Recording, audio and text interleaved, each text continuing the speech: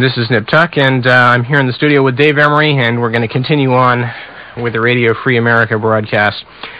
And bear with us for some of the strange technical happenings here. This is not a studio that's been used much for 2 microphones and all this other things, and tapes and records and all that, so it may make a couple of funny noises, but we know what we're doing. Honest to goodness, we do. Alrighty. Now, one of the things that has been a major focus of activity vis-a-vis mind control with the intelligence agencies has been using various mind control techniques, and here again hypnosis is front and center, to permit army or intelligence couriers to do a couple of things. First of all, the subconscious mind can assimilate a whole lot more information than the conscious mind and remember it, and this, of course, enables a hypnotized courier to learn and carry a whole lot more information than someone who is simply operating on the conscious level. On top of that, and perhaps even more importantly, a hypnotized courier who basically has had information placed into his mind, his subconscious mind, and then blocked out of his conscious via post-hypnotic suggestion, that courier cannot be forced to divulge that information. That was a major focus of intelligence activity vis-a-vis mind control and hypnosis. And a little bit of information about that here to give you an idea of just the kinds of things that can be done is contained once again in Walter Bowert's Operation Mind Control. Dr. Bernard C. Gindis, G-I-N-D-E-S, wrote of an amnesia experiment he undertook for the U.S. Army in the late 40s. A soldier with only grade school education was able to memorize an entire page of Shakespeare's Hamlet after listening to the passages 7 times. Repeating that again, a soldier with only grade school education was able to memorize an entire page of Shakespeare's Hamlet after listening to the passages only 7 times. Upon awakening, he could not recall any of the lines, and even more startling was the fact that he had no remembrance of the hypnotic experience. A week later, he was hypnotized again. In this state, he was able to repeat the entire page without a single error. In another experiment to test the validity of increased memory retention, 5 soldiers were hypnotized en masse and given a jumbled code consisting of 25 words without phonetic consistency. They were allowed 60 seconds to commit the list to memory. In the waking state, each man was asked to repeat the code. None of them could. One man hazily remembered having had some association with the code, but he could not remember more than that. The other 4 soldiers were allowed to study the code consciously for another 60 seconds, but all denied previous acquaintance with it. During rehypnotization, they were individually able to recall the exact content of the coded message. So here we see one of the fantastic uses of hypnosis and mind control for the again, for the intelligence agencies and military. Look at how much more a mind-controlled courier can assimilate than someone who can't. Oh, I was just going to mention that now.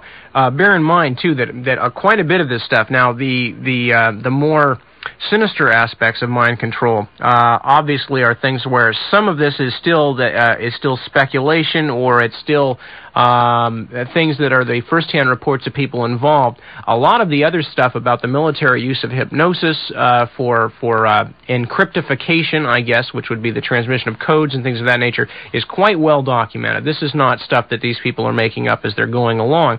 In other words, almost all of the basic techniques that we're talking about tonight are already in existence and have been in existence for quite some time. The question for even the most skeptical listener is not whether they exist or not, but whether they have been put to use in the fashion that we're talking about tonight, and we believe that they have. Okay, now a mind control courier who we referred to earlier and who we're going to talk about at some length right now was a woman named Candy Jones. During the 1940s, Candy Jones was probably second only to Benny Grable as a pinup girl for the GIs overseas during World War II. After the war, she became a very successful model, eventually running her own model agency. She also became a CIA courier and was one of these people who had messages locked away in her subconscious and then could only divulge the information after the proper cue was given to break up the post-hypnotic suggestion or dissolve it. Now, we're going to tell you a little bit about Candy Jones. Her story was authored by a man named Donald Bain, B-A-I-N. He wrote a book called The Control of Candy Jones. That was published in both hardcover and softcover by the Playboy Press, and was copyrighted in 1976. And one of the things that we're going to look at here, we've looked at the basic methodology used for mind control couriers, and that comprises a good portion of the Candy Jones story. A couple of the interesting things about Candy, first of all, is the fact that when the CIA was apparently through with her services and she married New York talk show host Long John Nebel, a major figure on the New York radio scene in the 60s and 70s, and apparently this caused her to run afoul of the agency, and they made arrangements for her to commit suicide. Now, a word of explanation, you're going to hear references to Candy and to Arlene Grant. Now, Arlene Grant is a second personality that was hypnoprogrammed into Candy Jones by her CIA control. In this book by Donald Bain, the CIA controllers are not referred to by their real names. They're referred to by two pseudonyms, Dr. Gilbert Jensen, Jensen, and Dr. Marshall Burger, Burger. So those are the references to those two individuals you're going to hear.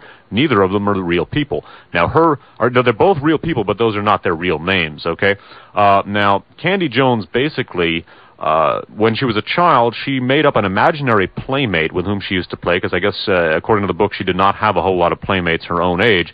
This imaginary playmate was a woman named Arlene, or a girl named Arlene Grant.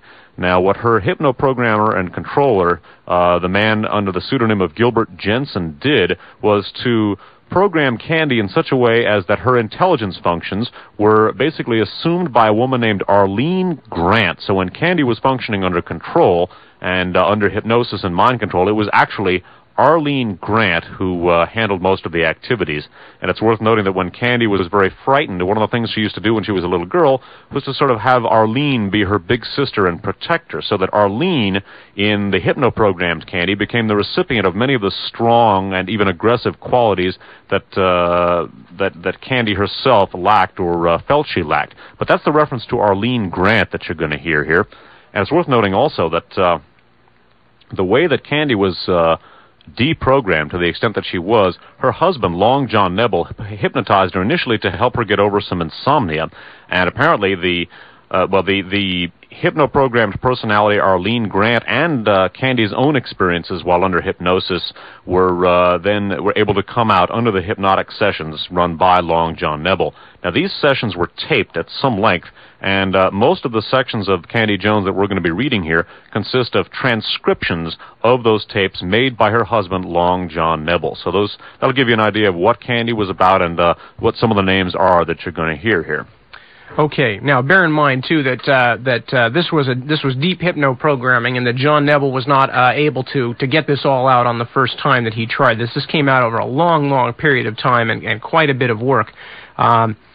Bear in mind also that what we're talking about in this case, that a lot of times when he's talking to the personality of Arlene, the personality of Arlene, this is through a thing that's called hypnotic regression. They have in fact regressed in time to where the personality responding, whether it be Candy or her alter ego, think that they are back in the time that they have been told they are in, and then they therefore repeat what they see. This is a very common hypnotic practice that's used by, as I mentioned earlier, they did that on Sirhan and found him reaching to a left side of his belt for a gun that he thought was there because he thought he was back on the night of the assassination.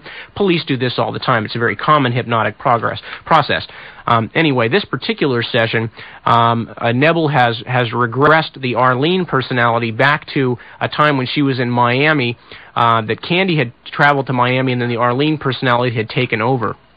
Okay, and so this is going on in the present, but the event had taken place in the past. John says, "Do you like candy?" Meaning the person. Arlene, insolently, "With almonds." John, "Are you brave, Arlene?" Arlene, "Not brave, just stupid and strong and fast." John, "Isn't Candy strong?" Arlene, "She's strong, but not as fast as me." John, "Did Jensen," again, that's the CIA doctor, "did Jensen ever suggest to you that you commit suicide?" Arlene, "He can't get rid of me that fast. I won't let her or him." John, "Well, if Candy dies, you're dead." Arlene, "Candy doesn't know that." John, "Do you think Candy would ever kill herself?" Arlene, "It's not called killing. It's stopping what is." John, "What does that mean?" Arlene, condescendingly, It means stopping the progression of a positive action. John, that doesn't make any sense. Arlene, it's the stopping of movement. John, you mean death? Arlene, yes, of course. John, would you like to be dead, Arlene? Arlene, I am. John, if you're dead, how can you talk? Arlene, why don't you die and find out? Nebel and Arlene continued to talk about Candy and her state of mind at the moment. Arlene told him that Candy was in very deep trouble with Jensen, and that Jensen was looking for Candy. What will Jensen do if he finds Candy? John asked. Make her commit suicide? No, Arlene replied, but Candy might kill herself. She might. In another undated hypnotic session, Nebel had an opportunity to ask Candy if she thought Jensen would ever harm her. Candy had regressed, and John was playing the role of her alter ego. John, do you ever think your life is in danger? Candy, my life is in danger 24 hours a day, and I am exhausted. I just want to lie down and rest. John, why do you do this if it puts you in danger and exhausts you? Because Jensen tells you to do it? He's not your friend. He's done you a lot of harm. Candy, he won't kill me. John, why not? Candy, he's not going to do anything unless he can make it look accidental. John, are you saying that he would kill you if he could make it look like an accident? Candy, no, he wouldn't do it yet because it could be traced to him. Nebel was unable to gain any further information during this session, but was successful at a later date in learning more about his wife's supposed last assignment, unquote. As session after session unfolded, more details of Jensen's plan to have Candy commit suicide surfaced. It was to occur in December of 1972. Jensen had booked a first-class seat for her on Pan Am to Nassau, the Bahamas. She would check into the Paradise Beach Hotel, where she'd been a frequent visitor over the years as Candy Jones. But Arlene Grant would meet her there. That was part of Jensen's plan. He told Candy that she would receive a call during her second day on the island. She asked him who would be calling her, but he refused to tell her. I assume it was to be Jensen himself who would call, and his call would cause Arlene to take over from Candy and guide her to a steep bluff overlooking the sea. Arlene would make the high dive just as she had done when they were children, and it would be over for Candy Jones. Did you know that Arlene planned to kill you in the Bahamas? Nebel asked Candy during a hypnotic session in July of 1973. Yes. What had you done to make her that angry with you? It's all too complicated, Candy replied. I was told to meet her there. Where? The Bahamas, the Paradise Beach Hotel. When did this happen? Nebel asked. Last November. That's when I was told. Nebel asked Arlene about the incident during a regression that took place in their apartment on an unspecified date. Candy is just a dragnet around your neck, Arlene told Nebel, but she needed you. She had all the time in the world to go to Paradise Island in December and take the high dive, but she married you. If Candy killed herself, Arlene, you would be dead too.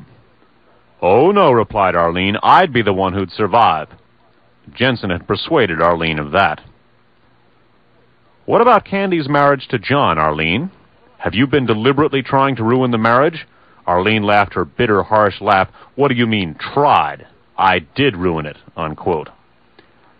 Candy's marriage to John Nebel on December 31st, 1972, precluded her taking the trip to the Bahamas. But although it was a heartening incident in that it perhaps indicated that with sufficient motivation Candy was able to counter certain of Jensen's instructions, it did not signal the end of all control Gilbert Jensen had established over her. His presence pulled at her throughout the early years of the marriage, and on many occasions threatened to smash it to pieces, as certainly she herself would have been smashed had she leaped from the bluff in Nassau. So, just as we saw with George de Morangild, just as we apparently saw with Mr. Castillo from the Kennedy assassination, and just as we have seen in other examples, the sort of stereotyped MKULTRA assassin was supposed to commit suicide afterward. Candy Jones was going to be silenced forever as a result. We're basically using hypnosis. And it's worth noting that the strong Arlene Grant had assumed such a degree of autonomy as a separate personality that Jensen had convinced her that she would not die with Candy, which is an indication of just what can be done here. And Something else that comes to mind, these days there's been a lot of focus on the efforts by the Reagan administration to muzzle federal employees not only while they're working for the federal government but also afterward in order to prevent disclosure of any information which the authorities don't want disclosed. It's worth, I think, examining this in light of that. Certainly getting key employees to commit suicide under mind control would be an excellent, excellent means of silencing them forever, and who knows, maybe we'll see a lot of State Department employees and a lot of other people committing suicide and otherwise disposing of themselves, committing suicide and silencing themselves if